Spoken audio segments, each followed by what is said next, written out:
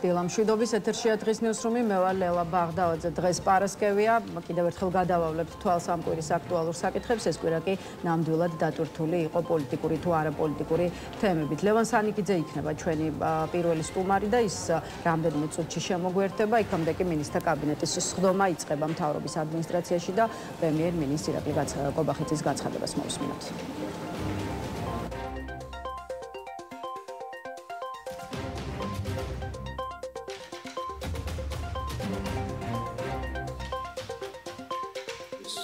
მონაცემებით, პირველი 3 კვარტალის 9-თვის მონაცემებით, ეკონომიკური მასა დამშეადგინა 7.7%.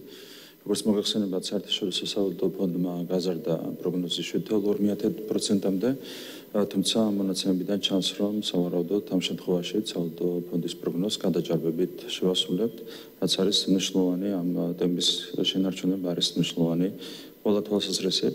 ბუნებრივი ეკონომიკური ზრდა იძლევა ასევე ვალუტის კურსის მყარად შენარჩუნების შესაძლებლობას და მოხარული ვართ, რომ წელს სავალუტო რეზერვები უკვე გაიზარდა 5 მილიარდ 600 მილიონ დოლარამდე, რაც არის რეკორდული მაჩვენებელი. კიდევ ერთხელ ვისარგებლებ შემთხვევით და რა თქმა უნდა ეროვნულ ბანკის პრეზიდენტს გადავხდი მადლობას გაწეული საქმიანობისთვის.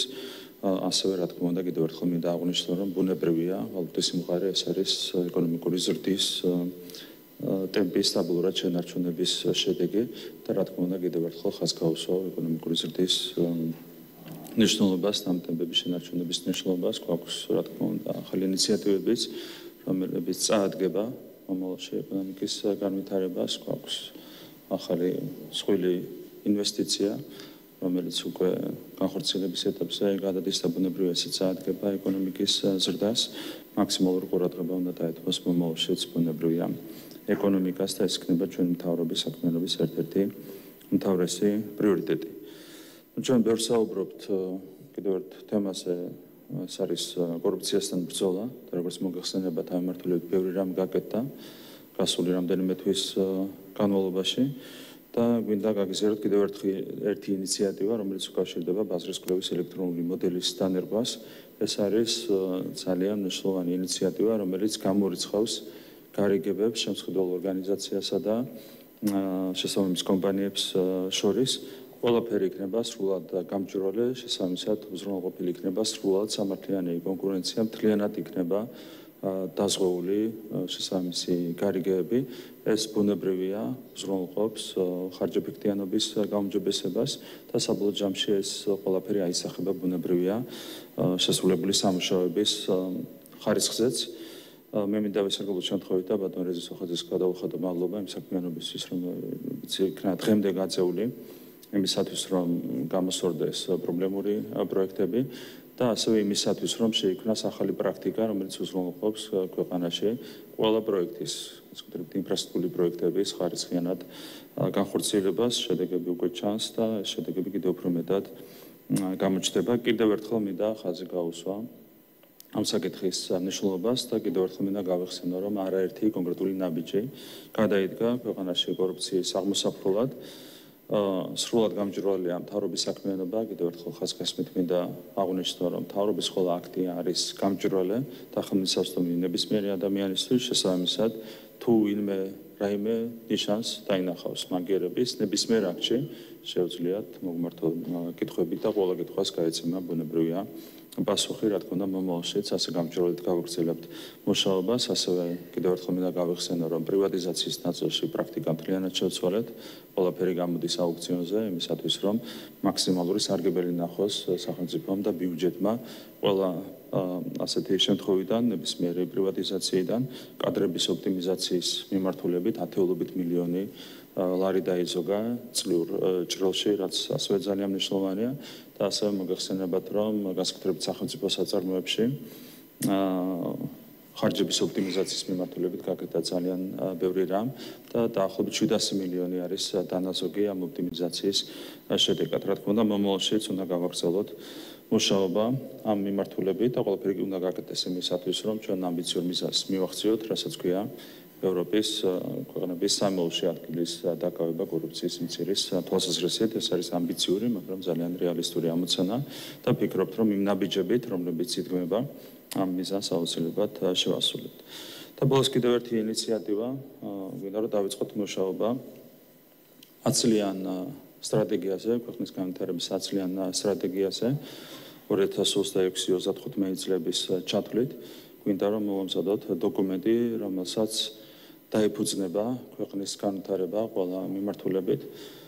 ჩემი წარმოდგენით ეს უნდა იყოს ლაკონური დოკუმენტი, სადაც იქნება გაწერილი ძალიან კონკრეტული ამოცანები, მიზნები და ამოცანები და სადაც იქნება შემდეგ გაწერილი უკვე ამ მიზნების განხორციელების ვადები, ამოცანების შესრულების ვადები. რა თქმა უნდა, მეტი დეტალი საზოგადოებისთვის გახდება ცნობილი მოგვიანებით. ვფიქრობთ, რომ ახლოს მომავალში შესაძლებელი გახდება უკვე ამ დოკუმენტზე მუშაობის დასრულებაც, გამოქვეყნდება ეს დოკუმენტი და ჩვენ გვექნება ძალიან კონკრეტული გზამკვლევი, რომლის მიხედვითაც უზრუნველყოთ მომდევნო წლების განმავლობაში ჩვენი ქვეყნის თანმიმდევრულ და სტაბილურ განვითარებას. აქედანვე არის მუშაობა დასაწყებული. მაშასე მთავრობის ადმინისტრაციაში მინისტრთა კაბინეტის სხდომა მიმდინარეობს. პრემიერ-მინისტრი ირაკლი კობახიძის განცხადებას უსმენთ პირდაპირ ეთერში. ახლა კი ნიუსრუმი და ჩვენი პირველი სტუმარი, ნაციონალური მოძრაობის ერთ-ერთი ლიდერი ლევან საინკიძეა ჩვენთან ერთად. გამარჯობა ლევან და მადლობა რომ გვესტუმრეთ. მადლობა მოწვევისთვის. ლევან, ირაკლი კობახიძის განცხადება მოვისმინეთ, ეს წუთია პირდაპირ ეთერში. მთავრობა ეკონომიკაში გაზრდილ რიცხვებზე საუბრობს და აცხადებს, რომ მაგალითად მიმდინარე წლის პირველი 9 თვის მონაცემებით ეკონომიკა გაზრდილი 7.7%-ით, ისე როგორც აცხადებს, რომ მთავრობა ეფექტურად აგრძელებს მუშაობას კორუფციის წინააღმდეგ ბრძოლის მიმართულებით და კონკრეტული ინიციატივაც გააჟღერა ირაკლი კობახიძემ კორუფციის რისკების შემცირების მიზნით. მოდით ამ ორ თემას, ასე ვთქვათ, ერთ კითხვაში გავაერთიანებ, მით უფრო რომ კორუფციას როცა ეხება საქმე, ფინანსთა სამინისტროს საგამოძიებო სამსახური ახლა უკვე ინფრასტრუქტურის სამინისტროსაც მიადგა, გუშინ საღამოს გახდა ცნობილი, როგორც თქვენ იცით, რომ დააკავეს კიდევ ერთი ყოფილი მაღალჩინოსანი, ინფრასტრუქტურის მინისტრის ყოფილი მოადგილე ყობა გაბუნია, ისე როგორც პირადი და საცხოვრებელი სახლების ჩხრეკა ჩატარდა მასთანაც, ყოფილ მინისტრი ირაკლი ქარცელაძესთანაც და კიდევ რამდენიმე სხვა პირთან. ოპოზიციაში გვესმის შეფასებები, რომ ის რასაც ვხედავთ, რეალურად არ არის კორუფციის წინააღმდეგ ბრძოლა და ხდება ქართულ ოცნებაში რაღაც სხვა. მაშინ რატომ აგროვებს, ასე ვკითხავთ, ქართული ოცნება ყოფილ მაღალჩინოსნებს ბრალდებულების სტატუსით და ზოგადად, როგორ აფასებთ მთავრობის საქმიანობას, როგორც ეკონომიკური, ისე კორუფციის წინააღმდეგ ბრძოლის მიმართულებით. მოგესალმებით. ქართული ოცნება რომ კორუფციას ებრძვის, ეს არის სასაცილო მოვლენა. სინამდვილეში ეს არის მოპარული ფულის ერთი ჯიბიდან მეორე ჯიბეში გადადების სქემები, პირადი ვენდეტები.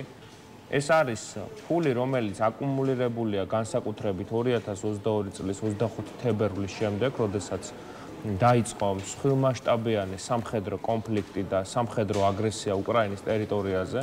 საქართველოში მას შემდეგ ჩვენი სახელმწიფო იქცა რუსული შავი ფულის სარეცხ მანქანად, სანქციების გვერდით არიდების თლიან მექანიზმად და აი ამ ვითარებაში ის ეკონომიკური ზრდა, რომელიც არის ციფრებში გამოხატული, მხოლოდ და მხოლოდ არის დასაკუთრებული 500 ან 1000 ოჯახის მიერ, რომლებიც იღებენ ამ სარგებელს, რომელთა სახლებშიც არის მილიონობით დოლარი, მილიონობით ლარი, იმიტომ რომ ფაქტია, ამ ქვეყანაში რატომ იზრდება მიგრაციის მაჩვენებელი, რატომ იზრდება, რატომ მიდიან ქართველები სამუშაოდ უცხოეთში, თუ კი აქ ეკონომიკა ყვავის.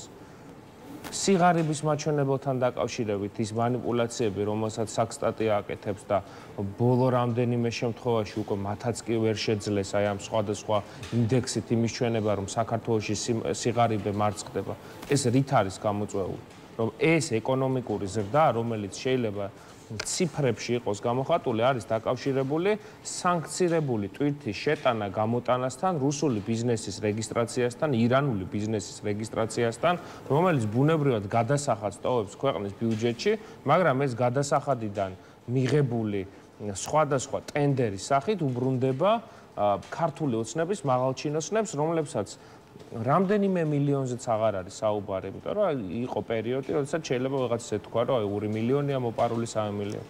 ასობით მილიონზეა საუბარი. რომ 400 მილიონია მოპარული, 500 მილიონია მოპარული, ბიზნესთან 700 მილიონი აქვს მისატანი.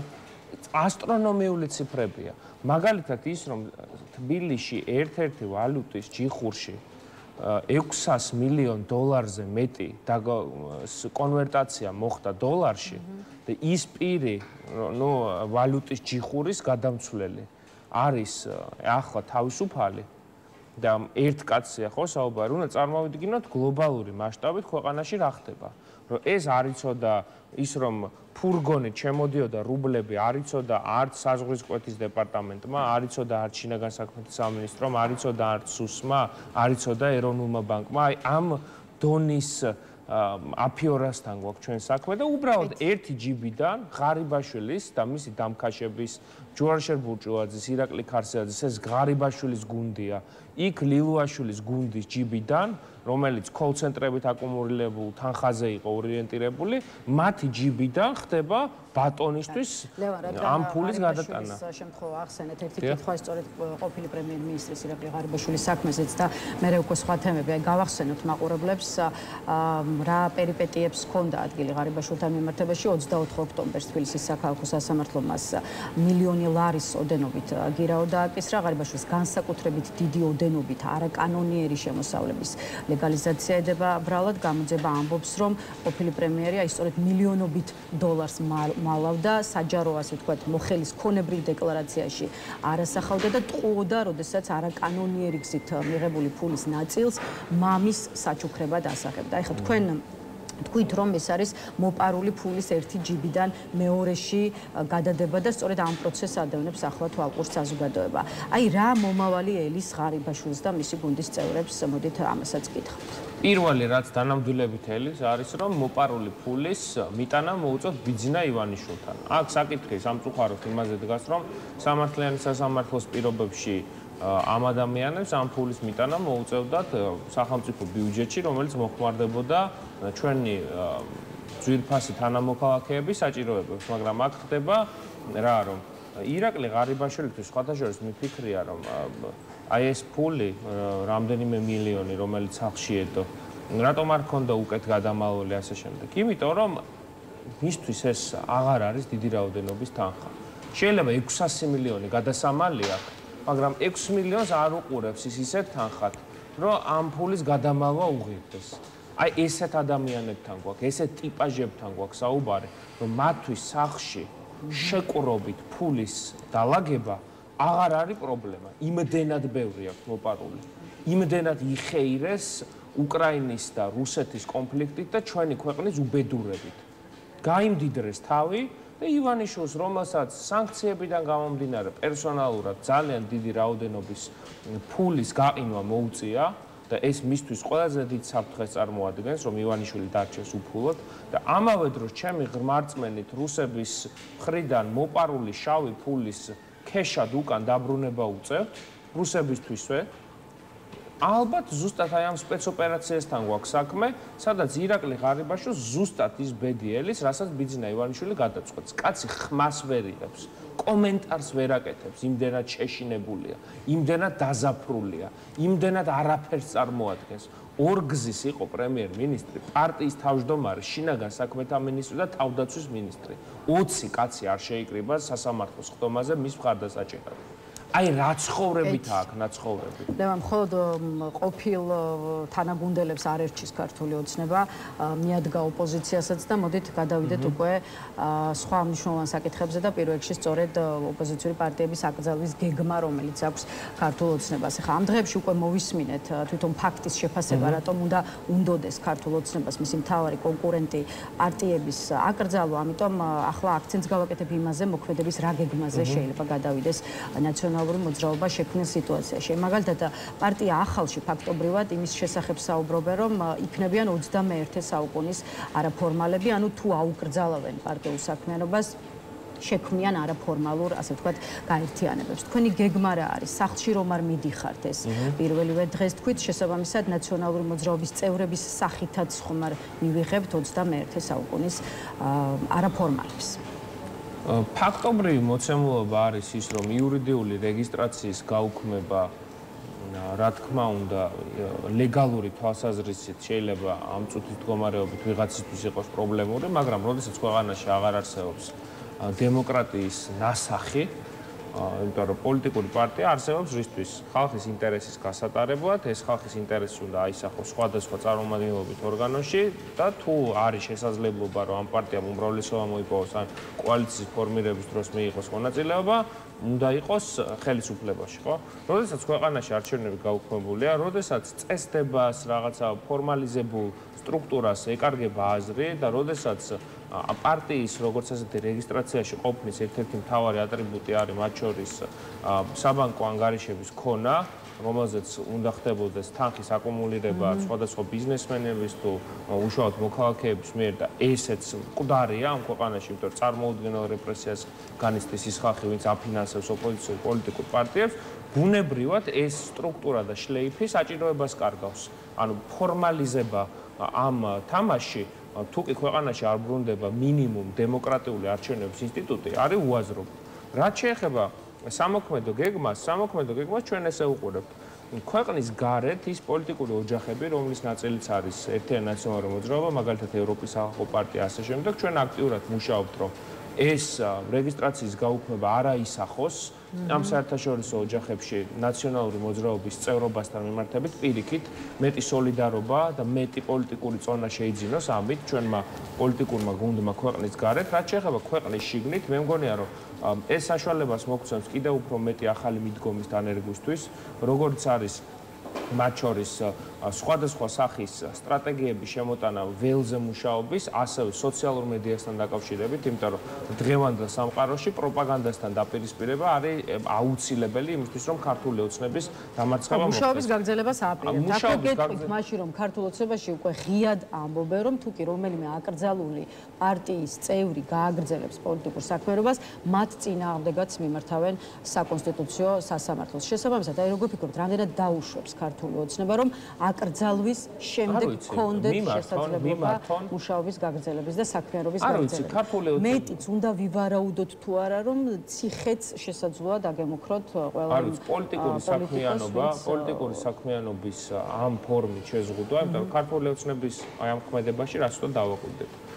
პირველ ვერსიაში მათ ჰქონდათ აი ამ სიების, ანუ აგსაგზალ პირთა სიების პოლიტიკური საქმიანობის შეზღუდვასაც უნდა შეეხებოდა კონკრეტული ჩამონათვალი. უნდა ყოფილიყო. ამაზე მათ ჯერჯერობით პაუზა აიღეს, იმიტომ რომ ის გაფრთხილებები, რასაც დასავლეთისგან იღებენ, ქართულ ოცნებას ეს მარტივად უყურებთ. ქართულ ოცნება შეიძლება არ უნდადეს ევროკავშირში გაწევრიანება, შეიძლება არ უნდადეს დემოკრატია, შეიძლება არ უნდადეს ადამიანის უფლებების დაცვა, მაგრამ ეკონომიკური ურთიერთობების ჩამონგრევა დასავლეთთან არ აწყობს, იმიტომ რომ ივანიშვილის ფუნქცია არის ის, რომ უნდა იყოს შავი ხვრელი რუსეთისთვის, რომელიც აქ სხვადასხვა სახის მაქინაციებს ატარებს რუსეთის ინტერესის სასარგებლოდ. თუ საქართველოს კარგავს ამ ფუნქციას, შეიძლება ბიძინა ივანიშვილი არის ლუკაშენკო, კლასიკური გაგებით, მაგრამ საქართველოს არ არის ჯერჯერობით ბელარუსი. და საქართველოს თუ გახდა ბელარუსი და აი ესეთი ნაბიჯებით, როგორც სახელმწიფო გავფორმდით ჩვენ ოფიციალურ დიქტატურად, როდესაც პერსონალურად ადამიანებს უზღუდავენ პოლიტიკურ საქმიანობას, ივანიშვილის ეკონომიკა, რაზეც ახლა ყელყელაობდა ბატონი კობახიძე, ამ ფორმითაც კი ჩამოიშლება. შესაბამისად, ივანიშვილისთვის ეს არის უკიდურესი ზომა პოლიტიკური აქტორების წინააღმდეგ, რის მიღებაც შეუძლია. თუ ამას მიიღებს, არ ვიცი, მე მგონი, რომ ყველანი მზად ვართ, ვინც პრეტენზიას ვაცხადებთ, რომ გაუქმების მიუხედავად ამ ქვეყანაში ვაპირებთ პოლიტიკური ბრძოლის გაგრძელებას, მე დარწმუნებული ვარ, რომ ამ ნაბიჯით ივანიშვილი უფრო მეც ავნებს საკუთარ თავს, ვიდრე ჩვენ. კარგი, ლევან, მინდა რომ ცოტა დრო დავუთმოთ ნაციონალური მოძრაობის წარმომადგენელთა პოზიციას იმის თაობაზე, რომ აი შექმნილი ვითარება ოპოზიცია მომაკვდავი პოლიტიკური პროცესის გაცოცხლებისთვის გამოიყენოს, თუ ვერ შერიგდებით, მორიგდეთ მაინც და ერთიან ფრონტში გაერთიანების რესურსი ეძებოთ, პერსონალურად თქვენც გააკეთეთ რამდენიმე დღის წინ შესაბამისი განცხადება. აი გუშინ ირაკლი კუპრაძე იყო ჩემი სტუმარი და თქვენს პოზიციაზე ბუნებრივია დაუსვი კიდეც კითხვა, რაზეც ლელოს გენერალურ მდივანს აქვს ასეთი პასუხი. ნაციონალურ მოძრაობაში უნდა ჩამოყალიბდნენ, ჩვენში ხედავენ მოკავშირეს თუ ხედავენ მტერსო, ისე როგორც კუპრაძეს უკვირს, როგორ შეიძლება შეძლოთ გაერთიანება, როდესაც არასოდეს მთავრდება კრიტიკული განცხადებები მათი მისამართით. მოდით უპასუხეთ ირაკლი კუპრაძეს, ნაციონალური მოძრაობა ლელოში ხედავს მტერს თუ ხედავს მოკავშირეს. მოდით მე ესეთ რაღაც ვიტყოდი გუშინ მათი წარმომადგენლების მხრიდან ძალიან ზღვარგადასული განცხადებები გაკეთდა რამდენიმე ჩვენი ლიდერის მიმართ და შეურაცხყოფის ფორმა მიიღო და მე ამას ურჩევდი რომ თავი შეიკავონ ესეთი განცხადებებისგან არალელო იმ ფორმაში რომ ვიღაცას ამ სახის ტონით ესაუბროს ეს ერთი. მეორე მე ჩემს პოზიციას რასაც ვაჟღერებ იქ ჩამოყალიბებული მაქვს რომ შეძლების დაგვარად ადეკვატური ძალები რომლებსაც აქვს საერთო ინტერესების და საერთო პრინციპების და შეთანხმების საშუალება. გუშინ მაგალითად საკრებულოში რომ შებრძანდნენ ეს არის თუ არა დამატებითი პრობლემა. რა თქმა უნდა. და არავინ არაფერს არ დაივიწყებს აქ მონანიებითი ტონით, არავის არ უნდა რომ მე არავის არ ვთხოვ იმას რა ქვია რომ რაღაცა ცოდვები აღიაროს. მაშინ როგორ მოიგდებით და როგორ მიხვალთ? როგორ არის ვისთანაც შესაძლებელია. მე რასაც უყურებ ამ ხალხთან ამ ეტაპზე უბრალოდ შეუძლებელია. ეს არის საზოგადოების ქცევაც, იმიტომ რომ როგორ არის, იცით, ერთი არის პოლიტიკოს რა უნდა, მეორეა საზოგადოების დამოკიდებულება. ლელოზე როცა ვსაუბრობთ ირაკლი კუპრაძეს კიდევ ერთი საკითხი აინტერესებს და ბარემ ამაზეც კითხავთ, თუ ნაციონალურ მოძრაობას ხელი უნდა ჩამოვართვათ და ვთქვათ რომ საერთო გზას ვირჩევთ, უნდა ვიცოდეთ რა არის მათი სტრატეგია. თუ ეს არ ვიცით, ფუჭია ერთობის მცდელობაო ეს განცხადებაც. იცით როგორ არის? მაინც და მაინც რატო გონიათ რომ პასუხი კითხვაზე ნაციონალური მოძრაობის სტრატეგია რა არის ქართული ოცნების ბრძოლა ქართული ოცნების წინააღმდეგ ბრძოლაში, იმიტომ რომ მაგალითად ლელო მიუხედავად ყველაფრისა რჩება პოზიციაზე რომ ქართული ოცნების შეცვლის ერთადერთი გზა არის არჩევნები. ის რაც 13 წელი იყო, ის იქნება ჩვენი სტრატეგია, ბრძოლა, უკომპრომისო ბრძოლა ივანიშვილის ხელისუფლებასთან. არჩევნებთან მიმართებაში ჩვენ ნათქვამი გვაქვს, რომ თავისუფალი, სამართლიანი, შესაბამისი წესების ასახვით არჩევნები თუ იქნება, ეს არის ერთადერთი შანსი, თავარი შანსი ყოველ შემთხვევაში. მაგრამ ივანიშვილი არათუ წესიერ არჩევნებს არ გიტარებს, არამედ გეუბნება რომ 2028 წლამდე არჩევნები არ იქნება. ანუ შემდეგი 3 წელი გეუბნება რომ შეეგუე რომ გაგაუქმებ, გადაგივლი და არჩევნები არ გექნება. ეს არის მოცემულობა ამ წუთის მდგომარეობით. ანუ მინიმუმ არჩევნებში მონაწილეობა, არ მონაწილეობას მსჯელობა რომ დაიწყო, არჩევნები უნდა იყოს ჩანიშნული და როდესაც არჩევნები არ არსებობს კალენდარზე 2028 წლამდე და იქაც მე გეუბნებიან რომ შენ ბიულეტენზე არ იქნები, ცოტა სასაცილოდ ხუარჩანს აი ეს მსჯელობა. მათი ეს მსჯელობა. ანუ მინიმუმ ჯერ უნდა თქვა რას ეძახის სამართლიან არჩევნებს. მე რო გაუქმებენ როგორ იქცევი ამ დროს ბიულეტენზე ხარ თუ არა. და მესამე ის არჩევნები, იმ არჩევნების თარიღი უნდა იყოს ჩანიშნული და ივანიშვილისთვის ეს ამ სამი პირობის გადალახვა დღევანდელი მდგომარეობით არის ძალიან რთული. ეს არის ობიექტური მოცემულობა და რაც შეეხება ლელოს ერთი წამი აი ამას განვარდავ. ნაციონალური მოძრაობა არავის ხვეწნა მუდარას არ აპირებს განსაკუთრებით ლელოს რაღაც ისე აღიქვა ზოგიერთმა რომ აი ეხა ლელოს ეხვეწება ნაციონალური მოძრაობა. არა, პირველ რიგში არის იქ სხვა პოლიტიკური ძალები რომლებიც სხვადასხვა ფორმით არიან გადანაწილებული, სხვადასხვა საზოგადოებრივი აქტორები, სხვადასხვა სამოქალაქო აქტივისტური ჯგუფები, სხვადასხვა პირები, ექსპერტები იქნება თუ ასე შემდეგ, კოლექტიური რუსთაველის გამზირზე შეკრებილი საზოგადოება, რომელიც არის ბრძოლის მთავარი კერა. პირველ რიგში ამ ადამიანებთან გვინდა ჩვენ საერთო შეთანხმების წერტილებზე გვიანში იყავით უკვე და ის ფორმატიც იმ ფორმატმა იმუშავა საკუთარი ის დანარჩენი შვიდეული ეს გასაგებია, მაგრამ იმ ფორმატმა თავისი დავალება შეასრულა წარმატებით. ბოიკოტი, ეგრეთ წოდებული ბოიკოტი რაც იყო, შედგა ქართულმა ოცნებამ ამ არჩევნებით ვერ მიიღო ვერავითარი ფორმის ლეგიტიმაცია. ძალიან ცუდი ტონი გაქვთ ოპოზიციურ პარტიებს, ოპოზიციონერ პოლიტიკოსებს ერთმანეთის მისამართით. აი ექსპერტთა წრეებში ბევრი შენიშვნა ისმის ოპოზიციური სპექტრის მიმართ. ერთ-ერთი მთავარი პრეტენზია კი არის სწორედ ის, რომ არ ვიცი, მუდმივად ჩხუბობთ და მუდმივად ხართ დაპირისპირების რეჟიმში. ეს მდგომარეობა ზიანს აყენებს თუ არა თვითონ ოპოზიცია. ეს არ არის ბუნებრივია სახარობიო. კიდევ რა უნდა მოხდეს, რომ უბრალოდ ერთმანეთის კრიტიკა და ერთმანეთთან დაპირისპირება. ეს ბუნებრივი არ არის სახარბიელო, ის მდგომარეობა, რაში ჩვენ აღმოჩნდით. მაგრამ ის პოლიტიკური ორგანიზაცია, რომელსაც მე წარმოვადგენ, ამ ვითარებაში ყოფნას არის მიჩვეული, რომ ზოგიერთი ოპოზიციური პარტიისთვის უფრო მნიშვნელოვანია ნაციონალური მოძრაობის წინააღმდეგ ბრძოლა, ვიდრე ივანიშვილის ხელისუფლების წინააღმდეგ ბრძოლა. ესეთებიც არიან. არ არის ჩვენთვის ეს უცნობი. თუ ვინმეს აქვს თანმიმდევრული ბრძოლის გამოცდილება ბიძინა ივანიშვილთან არის ნაციონალური მოძრაობა, რომელიც იწყებს ამას 2012 წლის 1 ოქტომბრის საღამოს 9 საათიდან. დანარჩენები არიან მერე დამატებული ოპოზიციაში. ამიტომ ამასაც მე ყურადღებას მივაქცევდი. ესე არ არის.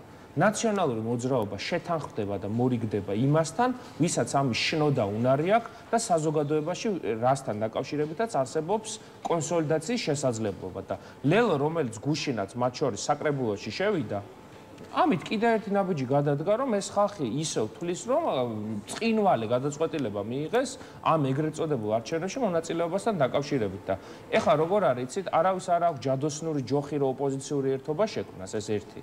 და მეორე, ეს ოპოზიციური ერთობა კონკრეტულ პრინციპებზე უნდა იყოს ჩამოყალიბებული. არავითარ ერთ პარტიას და რაღაცას მე არ ვხედავ. თუ საერთო მოძრაობა, კი ბატონო, შესანიშნავი იქნება, მაგრამ ამ წუთის მდგომარეობით მე ვერავითარ მგზაობას ვერ ვხედავ რიგ ოპოზიციურ აქტორებში ამასთან დაკავშირებით კონდეს გამოხატული სურვილი. ნაციონალურ მოძრაობას ყოველთვის აქვს ორიენტაცია იმისკენ, რომ თუ კი შესაძლებელია ჯანსაღ საწყისებზე, ვიღაცის შეცდომის აღიარებით, ვიღაცის რაღაცის გააზრებით, ვიღაცის მიერ შესაბამისი პირველი ნაბიჯის გადადგმით, თუ კი არის შესაძლებელი გაერთიანება, კი ბატონო, მაგრამ ასე მოწმენდილ ცაზე და ამ სტატუს-კვოთ მე რასაც უყურებ, ეს ჯერჯერობით შეუძლებელი. ერთი კითხვის დასმა, მხოლოდ ლელოზე რომ არ ვისაუბროთ, გიორგი გახარიას პარტიაზეც მინდა მოვასწრო და შემდეგ კიდევ ერთი კითხვა, რა თქმა უნდა, თუ დრო დამრჩა. აი გახარიას გუნდმა და თქვენ ეს იცით, პარლამენტში შესვლის გზა აირჩია, რაც როგორც ქართულ ოცნებაში ამბობენ, საფუძველი გახდა იმისა, რომ არ ითხოვენ სხვა პარტიებთან ერთად ყოფილი პრემიერის გუნდის აკრძალვას. ვერავის დავუწყებთ ბოდიშის მოხდას იმისთვის, როგორ გავბედეთ და ყველაფერი გავაკეთეთ, რათა ჩვენი აკრძალვის საბაბი ოცნებისთვის არ მიგვეცავ, ამბობენ გახარიას გუნდში, სადაც სხვათა შორის იმასაც ფიქრობენ, რომ ოპოზიციამ თავად აიკრძალა თავი და შესაბამისად ახლა პარტიების აღშფოთება მათთვის არის გაუგებარი. რა გაქვთ სათქმელი უკვე გახარიას პარტიაზე და რა სახეს აჩვენებს ჩვენ თუ თავად ავიგრძალეთ თავი, გიორგი გახარიამ თავად გაიქცია თავი? ანუ ლოგიკა რა არის? რომ ჩვენ ივანიშვილს მივეცით საშუალება, რომ თავი აგვეკრძალა. ხო ამას ამბობენ გახარიას წარმომადგენლები. გიორგი გახარიამ თავი გაიქცია? ხო, 4 ოქტომბრის მოვლენები აქვს. ხო, 4 ოქტომბრამდეც ამბობდა გახარია, 4 ოქტომბრამდეც ამბობდა გახარია, რომ შევიდოდა პარლამენტში. პარლამენტის წევრის ხელფასები, ფრაქციის თანამშრომლის ხელფასები და პარლამენტის წევრის ასისტენტის ხელფასები ჭირდებოდათ და აი ეს რაღაცა ვითომ ტრიბუნა, სადაც ქართული ოცნების წარმომადგენლებთან რაღაცაზე ვითომ ისაუბრებენ. აი ეს იყო მანამდეც ამას ამბობდა და გახარიამ თავი გაიქცია? თუ თავი წაიქცია? აი ეს რა ლოგიკა არის? ანუ თავი დაასჯევინა გიორგი გახარიამ? მაშინ გიორგი გახარიამ თავი აცემინა იმას მეორე ქართული ოცნების დეპუტატს სამხარაძეს? გაალახინა იქ გახარიამ თავი? რატო შეუბრუნა ხელი? აი ამ იდიოტიზმს აჟღერებს ეს ხალხი. და არავინ არაფერს არ ეხვეწება, მათ საარჩევნო შედეგს დახედონ. მესამედი აიღეს, მე მგონი ხმების რაც ჰქონდა წინა არჩევნებზე. ამიტომ თუ ვინმესთან აქვს საბოდიშო, თავს ამორჩევლთან მივიდნენ. ნაციონალურ მოძრაობას არც გიორგი გახარიას ისა ბოდიში არ უნდა და არც ჩვენ არ ვთხოვთ რამეს. არავითარი კავშირი ამ პოლიტიკურ ძალასთან ჩვენ ესე წარმოგვიდგენია, თუ კი ვინმესთან არის შეუძლებელი რაიმე ფორმით რამეზე საუბარი არის ეს გუნდი. ლევა, ბოლო კითხვის დასმა მინდა მოვასწრო უკვე პროტესტის და აქციის კონტექსტში და რატომ აი 26 ოქტომბერს როგორც ვიცით მორიგი ხალხმრავალი აქცია ვნახეთ ხო რუსთაველის გამზირზე. ამ აქციასთან მიმართებაში კი თქვენს პარტიაში გაკეთებულმა განცხადებებმა დატოვა შთაბეჭდილება რომ რაღაცით დარჩით კმაყოფილოდა რაღაცამ გაგაბრაზად. აი მაგალითად უშუალოდ თქვენ თქვით ასეთი რამ აქციის მისაკუთრებას არავინ უნდა ეცადოს, ეს არის ძალიან უმადური საქმე, ის სახალხო პროცესია, რომელსაც ვერ ეყოლება თავში ვერც ერთი კაცი და ვერც ერთი ქალი. რა გახდა თქვენი ამ განცხადების გაკეთების საფუძველი? რა არ მოგეწონათ და რომელი კაცი თუ ქალი მოიქცა თქვენი აზრით შეუფერება? მე საუბრობ აქ მნიშვნელოვან პრინციპზე, მე ვეთანხმები ჩვენი საზოგადოების უმრავლესობის აზრს, რომ ამ ქვეყანაში ერთპარტიული მმართველობა უნდა დამთავრდეს, ერთი რაღაცა ლიდერის გარშემო მმართველობა უნდა დამთავრდეს, შესაბამისად სხვადასხვა აქცია იქნება თუ სხვადასხვა წარმომადგენლობა იქნება. ეს არის ძალიან დიდი პროცესი, რომლის დავიწროვება კონკრეტულ ინდივიდებზე არ შეიძლება. აქ არის უამრავი პარტია ჩართული, უამრავი საზოგადოებრივი ჯგუფი, პოლიტპატიმრების ოჯახის წევრები, ბევრად უფრო ფართო წარმომადგენლობა უნდა იყოს ნებისმიერი აქციის ორგანიზების თვალსაზრისით იქნება თუ წარმომადგენლობის თვალსაზრისით თუ სიტყვის გამოსვლის თვალსაზრისით, ამიტომ მე დარწმუნებული ვარ, რომ შემდეგი მანიფესტაციების დროს იქნება თუ სხვადასხვა საერთაშორისო ვიზიტების დროს, განცხადებების დროს კიდევ უფრო მეტი კონსოლიდაცია მოხდება. პარტიების და პოლიტიკოსების მხრიდან აქვს მცდელობა აქციის მისაკუთრების. არ ვიცი, მე ესე შევხედავდი რა, როდესაც 26 ოქტომბრის არჩევნების გაყალბებაზეა საუბარი, თუ კი ვინმე მიიღო ამ დღეს განსაკუთრებული ზიანი, ეს იყო ერთიანი ნაციონალური მოძრაობა, იმიტომ რომ ნებისმიერი ობიექტური დამკვირვებლის თუ სხვადასხვა აი ამ საკითხში ჩახედული ადამიანის ხედვით ყველაზე მეტი პრესინგი განიცადეს ჩვენი პარტიის ამომრჩევლებმა, პირადობის მოწმობების წართმევით, სხვადასხვა სახის ზეწოლით. ამიტომ 26 ოქტომბერს, როდესაც ვსაუბრობთ არჩევნების გაყალბებაზე და იქ არ ისმის ნაციონალური მოძრაობის პოზიცია და ხმა, და ისმის იმ ხალხის ხმა, რომლებიც ბიულეტენზე არ იყვნენ საერთოდ წარმოდგენილი 26 ოქტომბერს, მე არ მიმაჩნია, რომ ეს არის რელევანტური და სწორი. მადლობა ლევან, მადლობა იმისთვის, რომ მოხვედით ჩვენთან და ისაუბრეთ, გაგვიზიარეთ სხვადასხვა პოლიტიკურ და მნიშვნელოვან საკითხზე თქვენი პოზიციები. ლევან სანიკიძეს დავამშვიდობებით. ახლა რეკლამის შემდეგ თეონა ახუბარდია გვერდება, ასე რომ დაგვეერთით.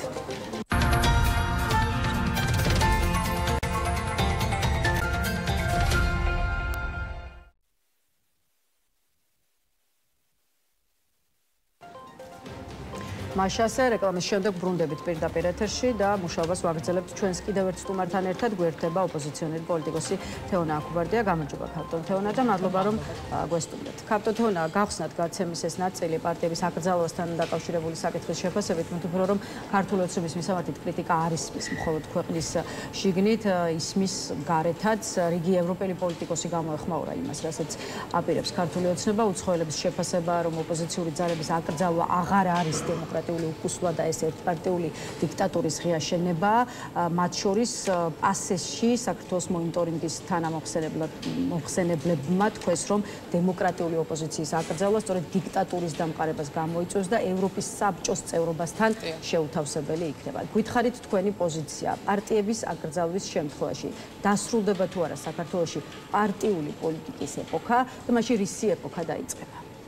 ეხა ისაც დღეს აკეთებს ქართული ოცნება და ამისკენ დიდი ხანია მიდის, ეს არის ის, რომ პარტიული პოლიტიკა დაასრულოს და მთლიანად პოლიტიკა დაასრულოს და მართოს ქვეყანა ისე, როგორც საბჭოთა საქართველოში იმართებოდა.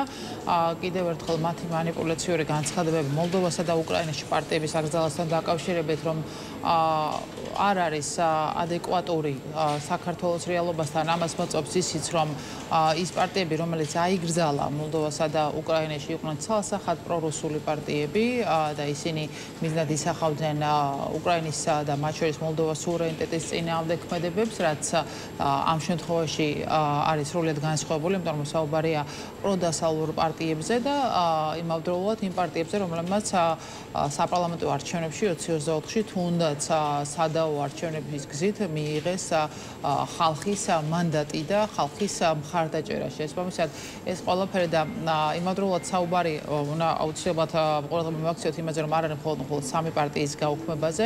ეს სამი პარტიის გაუქმების არგუმენტაცია დეკლარაციაში რაც ისაუბრა შალვა პაპუაშვილმა ამას დააყოლა ის რომ სხვა პატარა პარტიებიც თუ ისინი მოძლიერდებიან და 5%-იან ბარიერთან ახლოს მილიან აუცილებლად მიყვებიან ამ პროცესს და იმავდროულად მიუხედავად იმისა რომ მათ ამ ეტაპზე ვერ გაბედეს ცალკეული პოლიტიკოსების სახელობითი აკრძალვა მაინც ხაზი გაესვა იმას რომ თუ ეს პოლიტიკოსები რომლებიც აკრძალული პარტიებიდან სხვა პარტიის სიაში საარჩევნოდ შევლენ იმ პარტიასაც პრობლემა შეექმნება ამიტომ ეს ვფიქრობ რომ ძალიან ბევრი ჩვენი თანამოქალაქისთვის უნდა იყოს იმ წარსულის გახსენება რომელიც საბჭოთა საქართველოში ერთპარტიულ არჩევნებს უკავშირდებოდა და კიდევ ერთხელ იმის შეხსენება რომ მხოლოდ ის იქნება ნებადართული ის პარტია რომელიც იქნება სისტემური ოპოზიცია ივანიშვილის რეჟიმის და იმ სისტემის ნაწილი რომელსაც ივანიშვილი დღეს საქართველოში ქმნის ამიტომ ევროსაბჭოდან გარეცხვის რისკი რაზეც საუბრობდნენ ჩვენი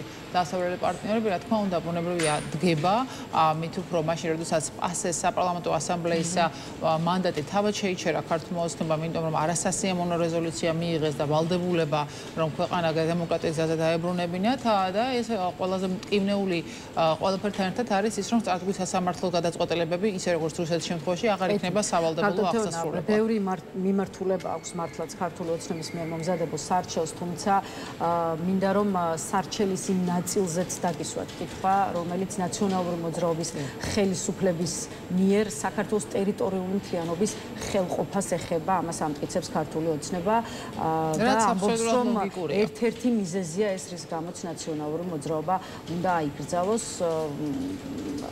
საქართველოს იმდროინდელმა ხელისუფლებამ შექმნა ნიადაგი ცხინვალის რეგიონში საოკუპაციო ძალის შესაჭრელად 2008 წლის აგვისტოს ომის წინა პერიოდში ასეთია ქართული ოცნების შეფასება. გარდა იმისა, რომ ქართული ოცნების მხრიდან რუსული, ასე ვთქვათ, ოკუპაციისთვის ლეგიტიმაციის მიცემად ფასდება ის, რასაც მართველი პარტია ამბობს, რიგი პოლიტიკოსი ფიქრობს, რომ ოცნება კიდევ უფრო შორს წასვლას უნდა გეგმავდეს, არის მოსაზრება, რომ ქართული ოცნების შემდეგი ნაბიჯი შეიძლება იყოს ოკუპირებული ტერიტორიების დამოუკიდებელი სტატუსით აღიარება.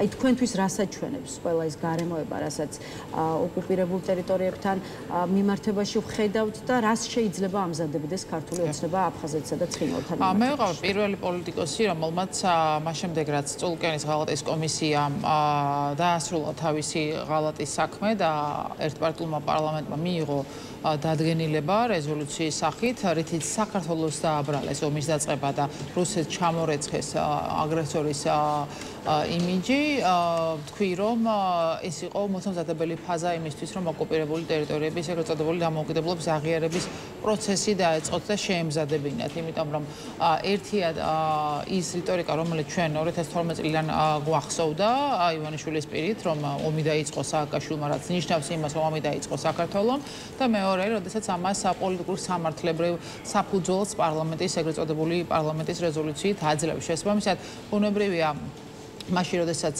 რუსეთი ჟენევის ფორმატში 2008 წლის ომის შემდგომ ითხოვს ძალის გამოუყენებლობის შეთანხმების დადებას ოკუპირებულ აფხაზეთთან და ცხინვალთან, რომელსაც ისინი დამოუკიდებლად აღიარებენ და იქ ამ შეთანხმებაში რუსეთი არ არის როგორც აგრესორი, რა თქმა უნდა, ეს არის აღიარების პროცესის დაწყება და თქვენ თუ დააკვირდით იმ პროცესს, რომელიც რუსეთის მხრიდან ამ მიმართულებით მიმდინარეობს, მათ შორის იმ წარმომადგენელს რუსეთის ნიშნულ წარმომადგენელს, რომელმაც საზღვარი უნდა განსაზღვროს დემარკაცია და დელიმიტაციის კუთხით, როგორც ოკუპირებულ ცხინვალსა და აფხაზეთთან, მათი მხრიდან ცალკე სახელმწიფოებთან, ასევე დანარჩენ საქართველოსთან, ეს არის კიდევ ერთი თვალსაჩინო მაგალითი იმისა, რომ ისინი ემზადებიან საქართველოს სამ სახელმწიფოდ დაშლის გაფორმებისთვის და ამაში ყავს სწორედ დასაყრდენა და ივანიშვილის რეჟიმი, რომელიც ამბობს, რომ დიახ, ომი დაიწყო საქართველომ და ამ შემთხვევაში რა თუ ომი დაიწყო საქართველოს, მაშინ რა თქმა უნდა გაფორმდეს თავდაცვალობის შეთანხმება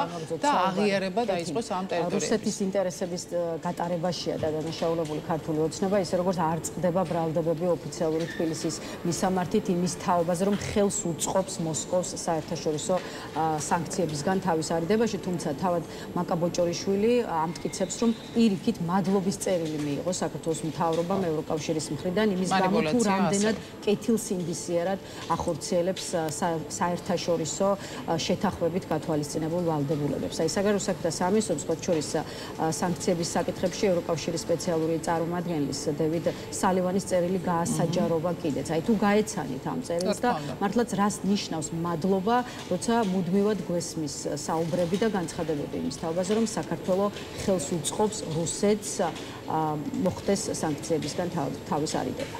კი ბატონო, მადლობა არის დიპლომატიური ჟესტი წერილში და წესით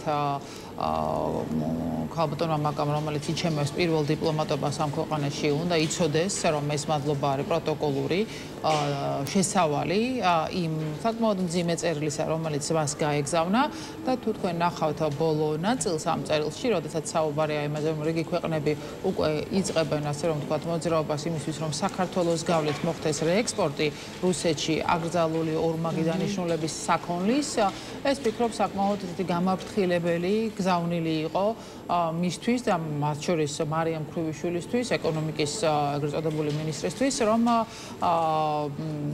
კიდევ ერთხელ გაფრთხილდნენ სალამ ხელს მოითხოვენ რუსეთის მიერ ომის პროცესში ფულის კეთებაზე და რუსეთის მხარეს მონაწილეობაზე. მით უფრო ეს ყველაფერი მაშინ ხდება, როდესაც ყულევის ნავთობგადამუშავებელი ქარხანა, რომელიც იქმნება ივანიშვილის ხელშეწყობით და დაფინანსებით რუსული ნავთობის მისაღებად კიდევ ერთხელ შეშლება პროცესში, რომ საქართველოს დღევანდელი საქართველოს ივანიშვილის პირობებში რუსეთს აძლიერებს უკრაინის წინააღმდეგ ომში, მათ შორის ეკონომიკურად, იმიტომ რომ ის სანქციები, რომელიც ლუკოის და როსნეფს დაუწეს და ისევე როგორც სხვა შვილობილ კომპანიებს, ღიად არის განმარტებული თუ რატომ ხდება ეს, იმიტომ რომ ეს არის რუსეთის ომის მანქანის გაძლიერება, როდესაც ხდება ნავთობკომპანიების, ხული ნავთობკომპანიების სანქცირება. ამიტომ პოლიტიკურად მე არ ვფიქრობ, რომ ვინმეს კითხვა უჩნდება იმასთან დაკავშირებით, თუ დღეს საქართველოს სად დგას, საქართველოს სამწუხაროდ ივანიშვილის საქართველოს დღეს დგას რუსეთის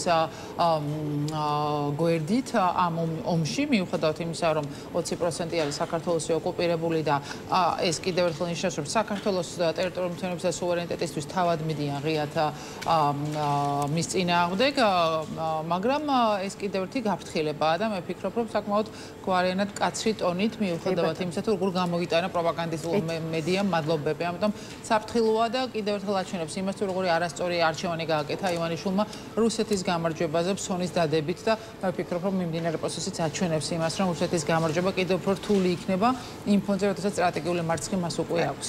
თავდათევნა კიდევ ერთ თემას მინდა შევეხოთ ამ კვირაში ევრონესტის საპარლამენტო ასამბლეის სესიაც მოექცა ყურადღების ცენტრში იმ თვალსაზრისით, რომ აი ამ ასამბლეის ისტორიაში პირველად საქართველოს ხელისუფლების წარმომადგენლები ხო არ დასწრებიან ოფიციალურ შეხვედრას. კითხვაზე, რატომ არ ჩავიდნენ სომხეთში, ქართულ ოცნებაში ამბობენ, რომ მთავარი პლატფორმა არის ჩვენი ქვეყანა საქართველო და ქართველი ხალხი, ხოლო ის გარი ძალები, რომლებიც ამ სესიაში მონაწილეობდნენ, დიპლომატებისა და აკაცუკების ჩართულობით ახალისებენ პოლარიზაციას და ძალადობრივ ჯგუფებს საქართველოში. რა უნდა იცოდეს საზოგადოებამ ევრონესტის საპარლამენტო ასამბლეაზე და აი მართლაც რა ტიპის ძალები წარმოადგენენ ამ ასამბლეას? კიდევ ერთხელ ევრონესტზე მახაშვილის განცხადება, რომელიც კოლექტიური ივანიშვილის მოლაპარაკებების სახელით არის გაკეთებული, აჩვენებს იმას, რომ მათ არანაირი რესურსი არ აქვთ დალაგების ევროპასთან ურთიერთობის, იმიტომ რომ ევრონესტის პლატფორმაც, რომელზეც არიან აქტიურად იყვნენ წარმოადგენლები, ოცნების წარმოადგენლები წასულში და ამ პლატფორმის გამოყენებაზე უარიც ნიშნავს იმას, რომ ისინი გაურბიან ევროპელებთან კომუნიკაციას, მიუხედავად იმისა, რომ მათ თუნდაც აი ამ შეზღუდულ სივრცეში ჰქონდათ შესაძლებლობა მისვლის და თუნდაც მათი სიმართლის იქ წარმოდგენისთვის და ეს არის ღიად კიდევ ერთხელ იზოლაციონიზმის პოლიტიკის მაჩვენებელი, იმიტომ რომ თუ ისინი უბრაზდებიან მაგალითად ევროკავშირს, როდესაც ლუქსემბურგში არ პატიჟებენ მაკაბოჭორიშვილს და ამბობენ, რომ რაღაცა დიპსტეიტის ხელიურებია ამ ყველაფერში. ევრონესტზე არ მისვლით კიდევ ერთხელ აჩვენებ, რომ დიპსტეიტი თავად ივანიშვილია ამ შემთხვევაში, რომელიც ქვეყნის არჩეული კურსის წინააღმდეგ წავიდა და მათ შორის ის პატარა შესაძლებლობაც ესაუბრა ევროპელ დიპლომატებთან თავად ამოქოლა ეს შესაძლებლობა, იმიტომ რომ მას ალაპარაკოც აღარ აქვს და არანაირი სურვილი არ აქვს საუბრის, იმიტომ რომ ვერ ლაგდებიან ისეთები, როგორების დღეს არიან იმ წინააღმდეგობის ფონზე, რასაც ქართველი ხალხი აჩვენებს, რომ იცავს ქვეყნის კონსტიტუციურ არჩევანს. შესაბამისად, ეს იყო იზოლაციანიზმის გზა, ისევე როგორც გაგრძელება იმ პოლიტიკის, როდესაც ეუთოს თავმჯდომარე საქართველოში ლანძღავდნენ, აკაცუკს ასევე ეძახდნენ და აჯარიმებდნენ. ჯამში ქართულთეუნა არ მთავრდება, ხო, ევროპელი პარტნიორების მიმართ კრიტიკა ქართულ ოცნებაში, აი ბოლოს გუშინ პარლამენტის თავმჯდომარემ ისიც კი თქვა, რომ ბიპოლარული აშლილობა სჭირს ბრიუსელს. რა შეიძლება? ცოტა აკრია შალაპაპუაშვილს, რომ წელვაზე გადავიდეს.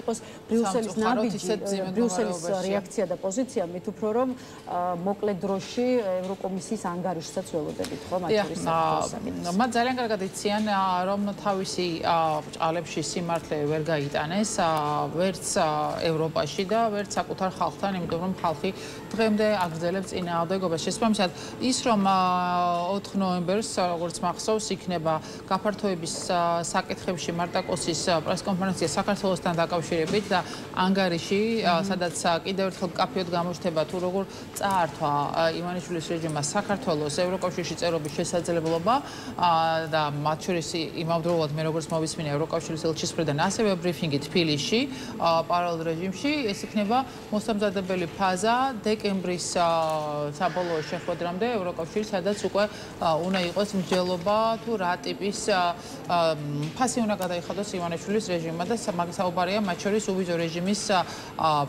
გაუქმების საკითხის განხილვაზე, რომელიც მაგიდაზე დევს და იმ ახალ წესებზე, რომელიც შესაძლებლობას იძლევა, რომ არა ხალხს შეუჩერდეს უვიზო, არამედ თავად რეჟიმს.